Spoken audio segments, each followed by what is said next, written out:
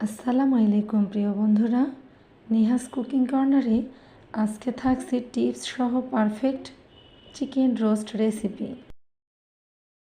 প্রথমেই এভাবে কেটে নিয়ে পরিষ্কার করে রাখা চিকেন এর মধ্যে লবণ ও শুকনো মরিচ গুঁড়ো দিয়ে 10 মিনিট মাখিয়ে রেখে দেব। এরপর রোস্টের মশলা তৈরি করার জন্য রসুন, আদা, পেঁয়াজ কুচি,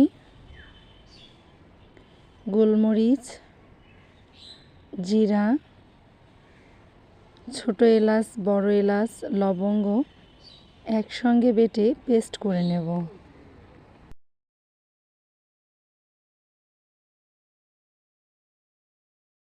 ফ্রাই প্যানে তেল গরম হয়ে গেলে চিকেন সাবধানে দিয়ে ফ্রাই করে নেব। ফ্রাই প্যানে চিকেন দেওয়া হয়ে গেলে ঠিক এভাবে একটি ঢাকনা দিয়ে ঢেকে দেব।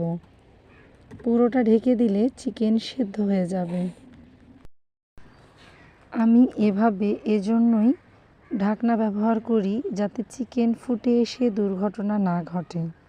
চিকেনের দু পিঠ খুব সুন্দর করে ফ্রাই করা হয়ে গেলে পেঁয়াজ বেরেস্তা করে নিয়ে কিছুটা বেরেস্তা তুলে রেখে 1 কাপ টক দই দিয়ে দেব।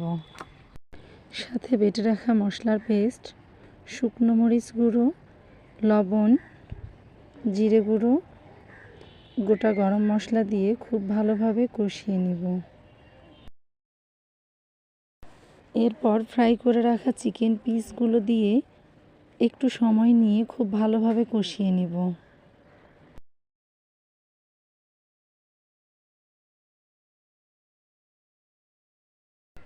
কষানো হয়ে গেলে দিয়ে দেব রোস্ট রান্নার অন্যতম উপকরণ, আগে থেকে জাল করে রাখা গরুর দুধ।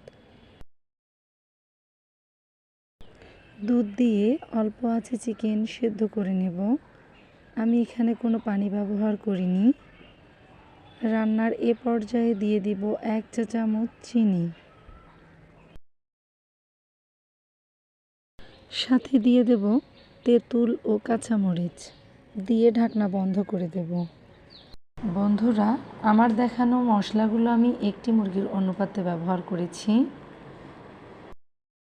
1 চামচ সয়া সস ও 1 চামচ ভিনেগার রান্নার ঠিক এই পর্যায়ে ব্যবহার করব এবং মাঝে মাঝে ঢাকনা খুলে নেড়ে দেব যাতে পুড়ে না যায়।